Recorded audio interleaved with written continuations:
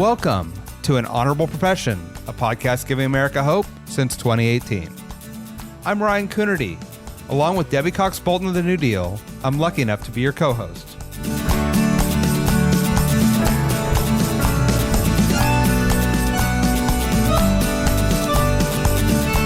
An Honorable Profession is a New Deal Leaders podcast. The New Deal is an organization that supports the next generation of American leaders. From attorneys generals to state senators to mayors to school board members, these are the people that are pushing policies and politics that will respond to climate change, rebuild our economy, address racial injustice, and restore our democracy. These are incredibly talented people who have dedicated themselves to public service when their country and their communities needed it the most. Check out newdealleaders.org to see what I'm talking about. On today's episode, I talk with Cincinnati Mayor Aftab Pureval, the first Asian American mayor in the city's history. We talked about the dynamics of mayoring during an NFL season, leading a blue city in an increasingly red state, and why he believes that Cincinnati is poised to be the city of the future. The thing I loved the most was the mayor's argument for taking big policy swings to create opportunity and build a brighter future. Enjoy. Cincinnati Mayor Aftab Pureval, welcome to An Honorable Profession. We are excited to be talking to you today. Thanks so much for having me. This is great. So I thought a good way to start is the day we're recording this is the morning after the Bengals got their first win of the season on Monday Night Football last night, and there's probably a couple dozen mayors in the country that can talk about what it's like to have a pro sports franchise in your city. And I'm just curious, what is it like? Can you see how it impacts the civic life or the mood of your city when your team's winning or losing? Yeah, Mayor Lucas of Kansas City and I always joke about this. Obviously we have a rivalry, not only on the field, but also, Kansas City and Cincinnati are relatively similar sizes. Kansas City is a little bigger. So we compete off the field as well for economic development and infrastructure projects. But Mayor Lucas is fond of telling me, and it's really true, that his approval rating really matches that of the Kansas City Chiefs, how well they're doing. And that's, I'm sure he means that as a joke, but it's really true. Here in Cincinnati, we had a long-suffering franchise with the Bengals in my very first year. Not only did we win our first playoff game in 31 years, but we ultimately went to the Super Bowl. And when the teams are winning, not just the Bengals, but also we've got FC Cincinnati, the MLS, which is in the playoff hunt. The Reds, with a very, very young team, is doing well. When your professional franchises are doing well, the entire mood of the city is optimistic, energetic. And it's a really great kind of natural organic phenomena to try and harness that civic pride and that civic engagement into substantive issues that you care about. Because when the community is more engaged and more prideful of their city, it makes it a lot easier to move the ball on progressive changes that are necessary to keep that momentum going. So it may sound I don't know, frivolous, but when the sports teams are doing well, it really does lift the mood of the entire city. That makes it hard when you're in your first year, you went to the Super Bowl. That's a high standard to keep up. It's very hard. I used to joke that before the next season that the Bengals had only lost once during my administration. So that was a useful talking point for about 6 months. Got to take whatever you can find. That's right. So tell me, how are things in Cincinnati right now after a little more than a year? And what are you working on? What are you excited about? What do the people need to know about your city? Cincinnati is the future. I'm so incredibly excited about all of the potential that we have. Just a few facts. Right now, we're at a 2-decade low for violent crime. Our pedestrian safety is up and at historic levels. We're taking really big swings, primarily because of all of the infrastructure dollars, the IRA dollars, the ARP dollars, the CHIPS Act dollars that the Biden administration has flooded trillions of dollars into our communities, specifically into our cities. And Cincinnati is benefiting enormously from that. We just won the largest single federal grant in our country's history, $1.6 billion to redesign the Brent Spence Bridge, which connects Kentucky and Ohio. And 3% of our GDP goes over that bridge. So it's not just an important local project, it's a hugely important interstate commerce project, which is why the Brent Spence Bridge is the poster child for the bipartisan infrastructure bill. The CHIPS Act paved the way for a $200 billion investment by Intel into central Ohio for the largest semiconductor plant in the country. And even though it's 2 hours north of Cincinnati, that kind of investment is going to have a huge impact on our local economy and supply chain, which is why we're partnering with the port to make a $10 million investment using ARP dollars for our strategy for advanced manufacturing, getting control of sites, getting them ready for investment. And we're expecting that manufacturing boom to continue to positively impact Ohio and specifically Cincinnati. We're also, incredibly proud of the fact that we continue to get our fair share of various grants at the federal level. In the 50s and 60s, our public infrastructure and highways disproportionately negatively affected our Black communities. Cincinnati is not unique in that. But the 75 and 71 highways destroyed disproportionately Black neighborhoods like Evanston and the West End. And we've been really very successful in getting millions of dollars of federal money to reconnect those communities. And as we're thinking about rebuilding our infrastructure, having an eye towards equity and making sure that we're not just ensuring that rich people get richer, but that all 52 of our neighborhoods continue to see the success that we're seeing economically. On a broader picture, though, I'll say it's a tough time. It's an uncertain time in American cities. The impact of remote work on the density and vibrancy of downtowns, the continued negative impacts of climate change on cities, the increasing gun violence, particularly amongst teens. It's a really uncertain time, and many cities across the country, including Cincinnati, are at a crossroads. And I firmly believe that the cities that are risk tolerant, that are innovative, that take big swings right now in this uncertain moment will be the cities that really grow into the future.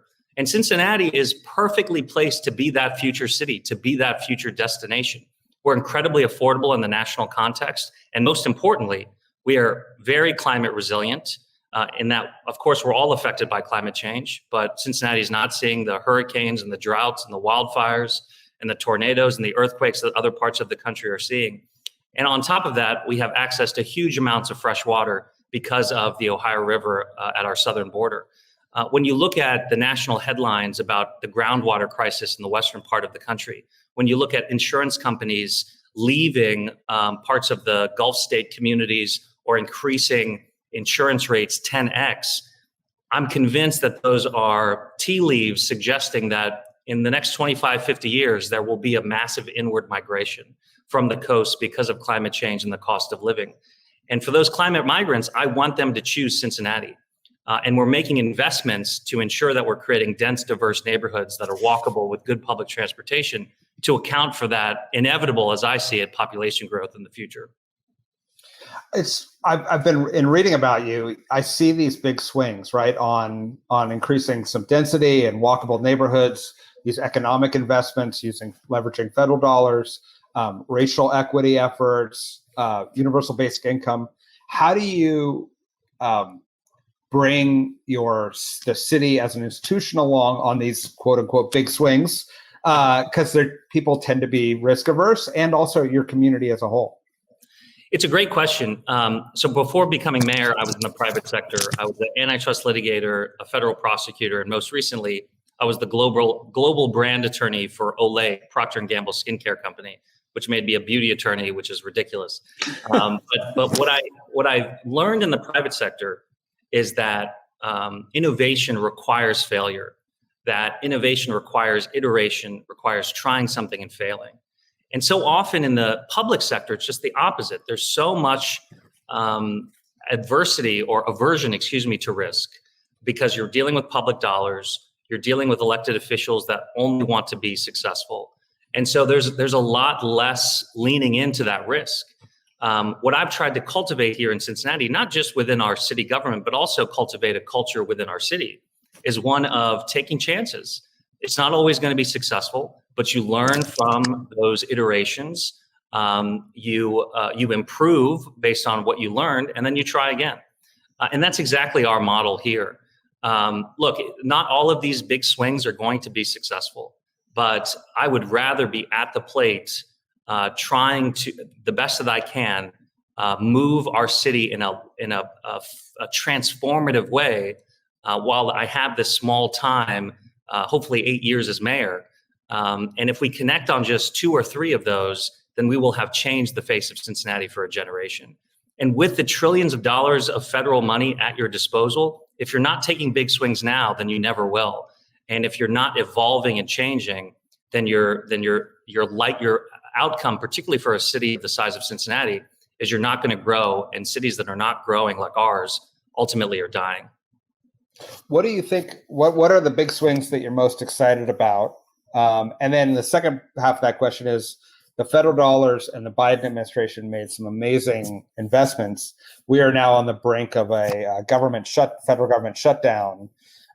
So continued investments, even maintaining basic services, seems to be at risk. How do you calculate those big swings versus some of the headwinds that we may be seeing going into the future? Yeah, I mean, there's no doubt that there will continue to be headwinds, particularly for economic development.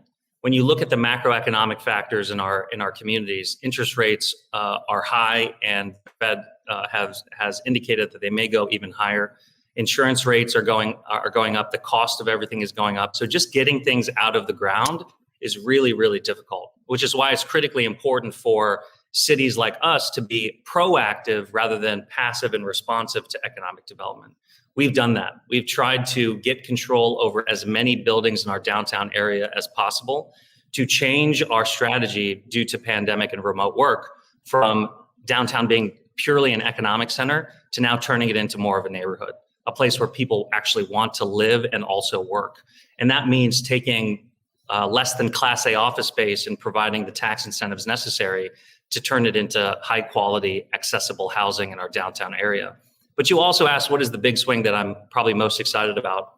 And I'm most excited about something that's probably going to be the hardest, and that is a comprehensive review and reform of our zoning code.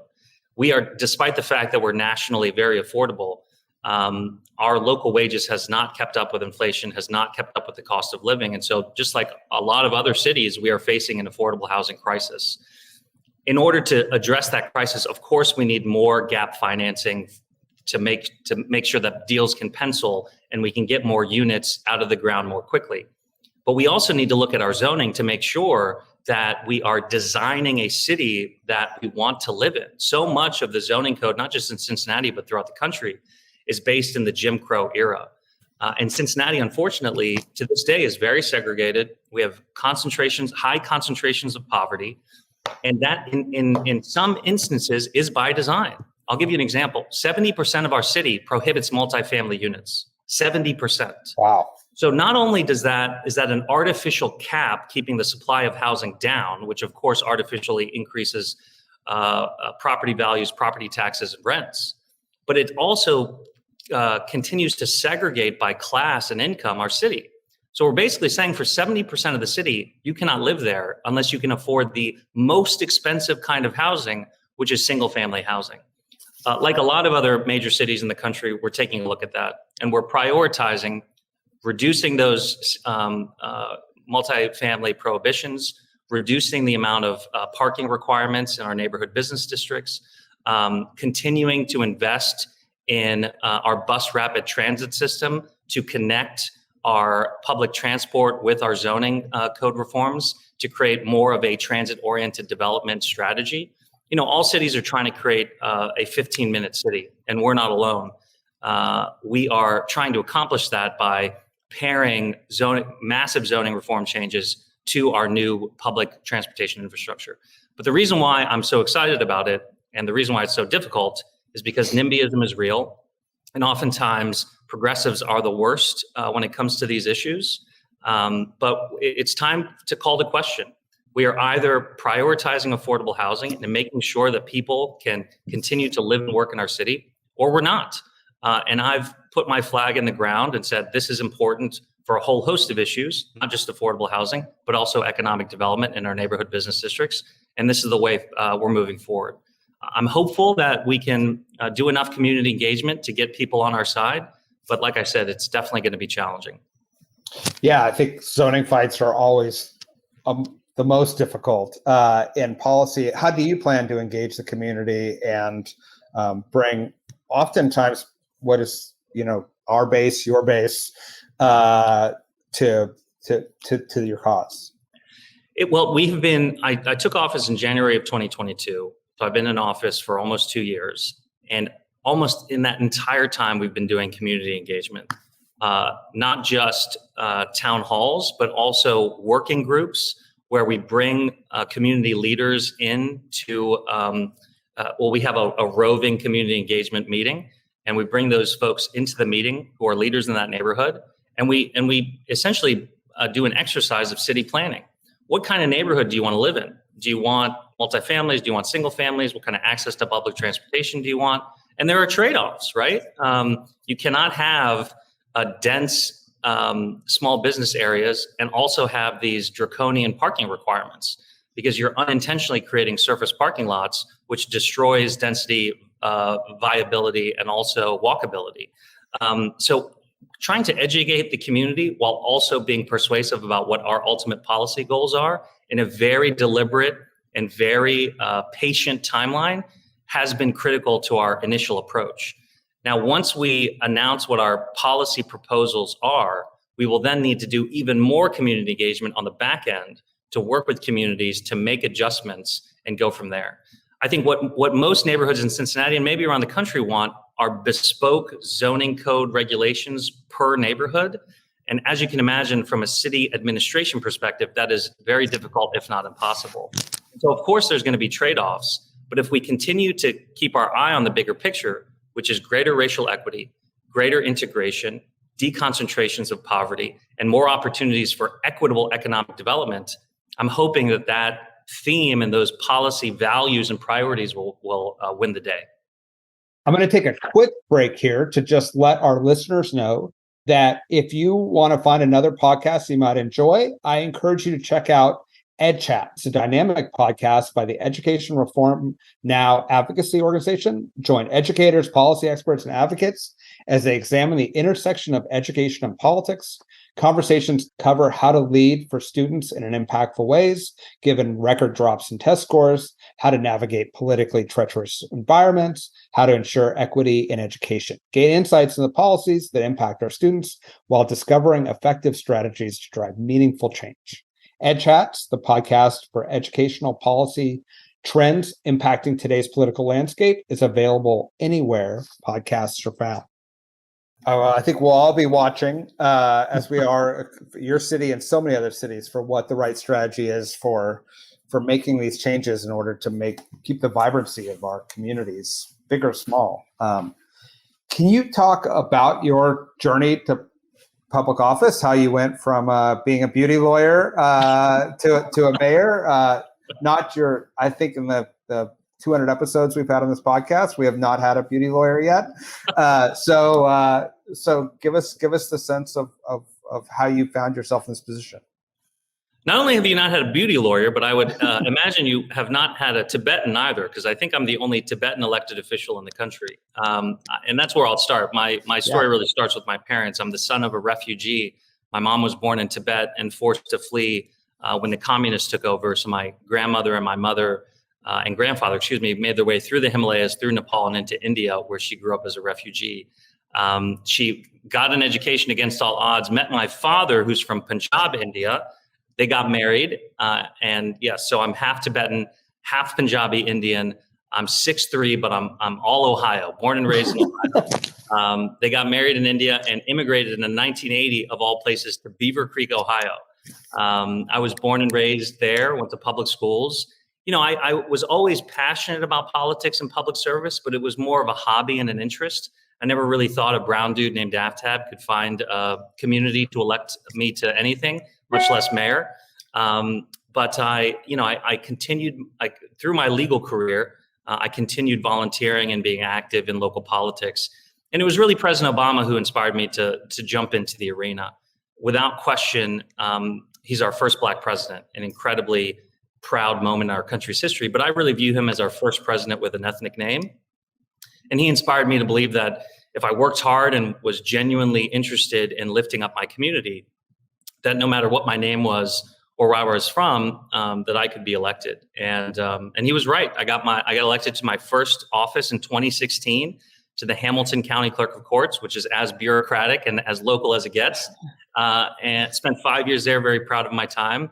And then ultimately got elected to mayor in 2021. And by getting elected, became the first, not just Asian American mayor of Cincinnati, but the first in the entire Midwest. And I'm really proud of that, considering that Cincinnati is only 3% AAPI. So what it really communicates to me is really the beauty and power of this country. Because in one generation, my family went from being refugees to now mayor of a major American city. And that story so far has only happened right here in Cincinnati and in this country. I noticed on the YouTube page you had a commercial that was "What's an Aftab?" That was funny but also engaging, right? And so, can you talk a little bit about how you approached coming from a minority group in your campaigns and now as mayor? Yeah, I mean, let's just speak frankly. If you have an ethnic name, if you have an accent, if you are a different religion or a different culture or look different than a majority of your electorate, it's harder, right? It costs more money. It requires more creativity. It requires you to work harder. And that was certainly the case for me. In 2016, when I would tell Democrats that I wanted to run for the clerk of courts, they would tell me, you've got to change your name. You have to change it to Adam or to Al. And I know that sounds racist and terrible now, but back then they were trying to be helpful. Because if you see AFTAB on a yard sign, it doesn't immediately occur to you that that's a human being running for office, right? Maybe it's a acronym or a prescription drug or an insurance company. And so instead of running away from my name, from my perceived political weakness, I really hung a lantern on it and made it the strength of my campaign. In addition to that ad where you talk, or it's more of a digital video where we were kind of saying, what is an Aftab?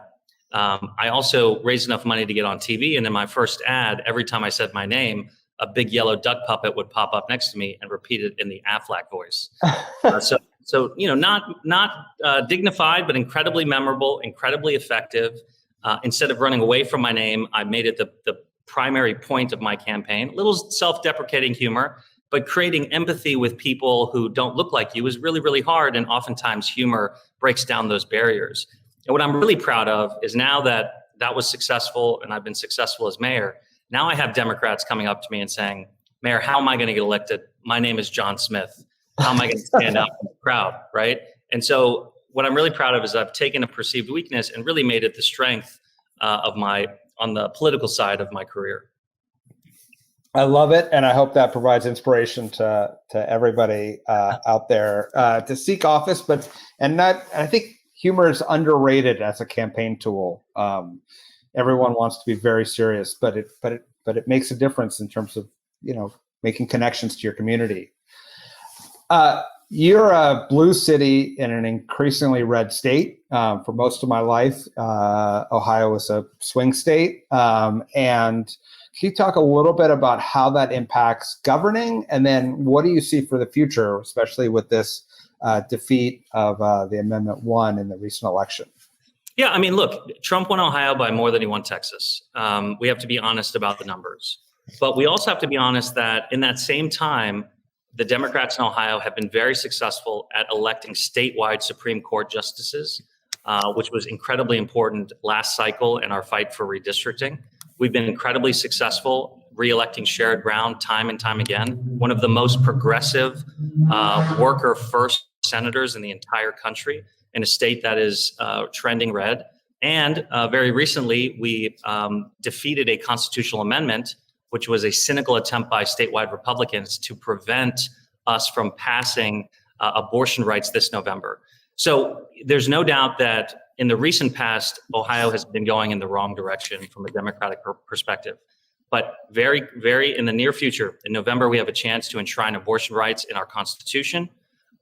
We have a chance to re-elect Sherrod Brown. and we have a chance to talk to our constituents about the profoundly positive transformational impact of all of the federal legislation coming down, whether it's CHIPS, bipartisan infrastructure bill, ARP, IRA. All of these federal dollars are having a massive impact on our economy here in Ohio. But what I would say is, in the reality of being a blue city in a red state, it makes it very hard to attract talent. I'll just give you an economic perspective. Kroger is one of the largest grocers in the entire country. They're based in Cincinnati. GE Aerospace, one of the major aerospace companies in the country, based in the Cincinnati area. Procter & Gamble, the largest consumer products company in the world, based in Cincinnati. Children's Hospital, Cincinnati Children's is the #1 children's hospital in the country, based in Cincinnati.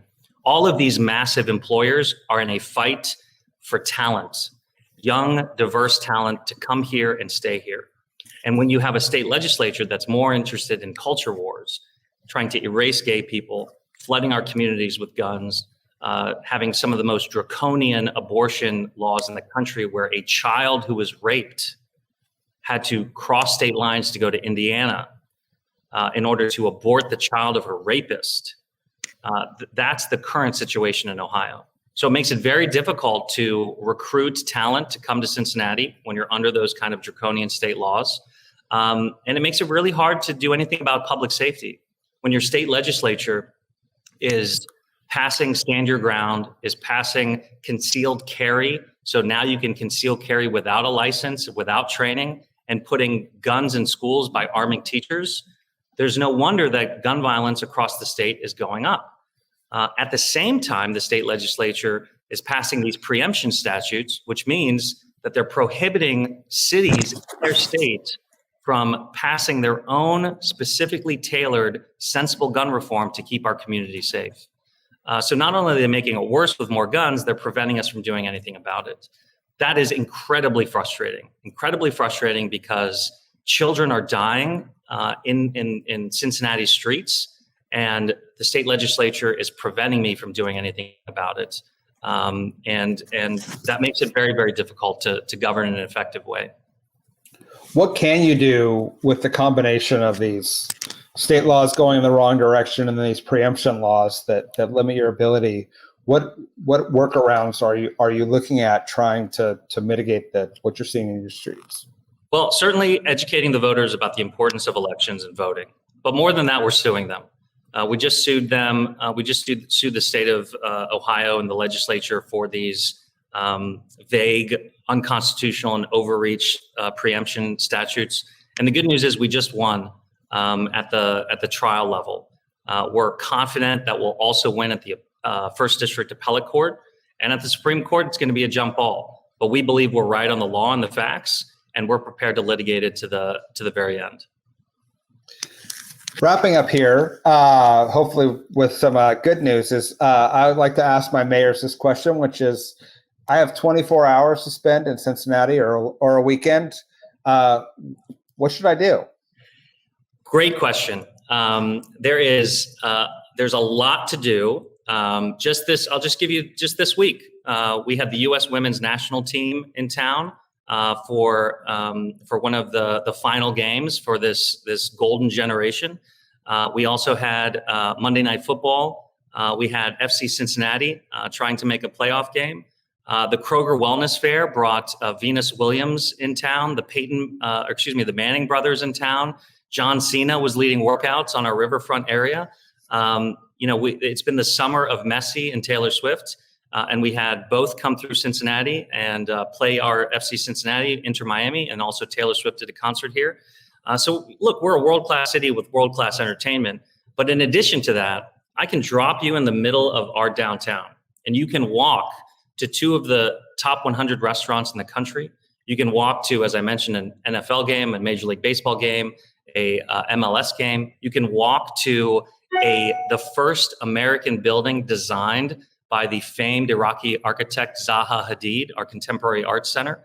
You can go to our museum center, which is one of the best museums in the region.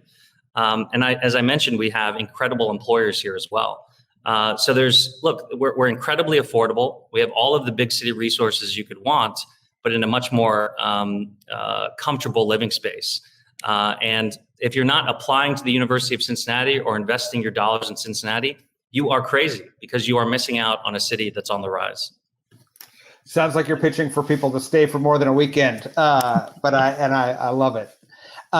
Thank you for coming on the podcast today. Thank you for being a part of New Deal. We're excited because I think many of your policy initiatives are models for a lot of other cities that we think that can scale. And so we can have you can have a local impact, but we can also have a national impact. And we're grateful to have you in the network.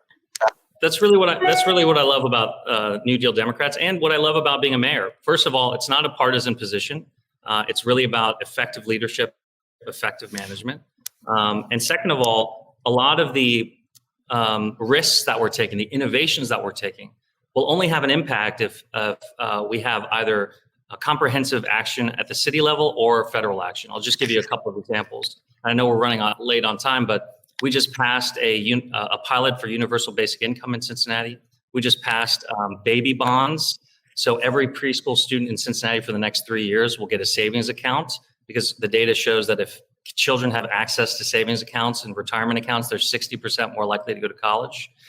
We just spent $1.4 million wiping out medical debt for 30,000 residents of Cincinnati, because we've seen that medical debt is a huge obstacle for wealth generation. But taken alone, those programs will only have a minimal impact. But if all cities are doing that, that will incentivize the federal government to take these issues more seriously and think more creatively about how we can disrupt poverty.